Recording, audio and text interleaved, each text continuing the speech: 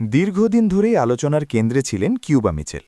কোথায় যাচ্ছেন, কোন ক্লাবে সাইন করবেন, এই প্রশ্নটাই ঘুরপাক খাচ্ছিল ভক্তদের মনে। অবশেষে ঘটল সব জল্পনা-কল্পনার অবসান। কিউবা যোগ দিয়েছেন ইংল্যান্ডের 7th টায়ারের ক্লাব গ্লস্টার সিটি এএফসি-এ। প্রশ্ন হচ্ছে, এই ট্রান্সফার কতটা গুরুত্বপূর্ণ? গ্লস্টার সিটি এএফসি বর্তমানে যে লিগে খেলছে সেখানে প্রতিটি ম্যাচই কঠিন, শারীরিক লড়াইপূর্ণ এবং প্রমাণ করার বড় মঞ্চ। এই লেভেল থেকে অনেক খেলোয়াড় পরবর্তীতে ভালো পর্যায়ে যাওয়ার রেকর্ড রয়েছে। আর তাই কিউবা মিচেলের জন্য এটি হতে পারে এক নতুন শুরুর গল্প। নতুন ক্লাব, নতুন পরিবেশ, নতুন চ্যালেঞ্জ। ইংল্যান্ডের 7ম টায়ারে কিউবা ছাড়াও আগে থেকেই খেলছেন জেইন হাকিম। তাই এই লিগকে ছোট করে দেখার সুযোগ নেই।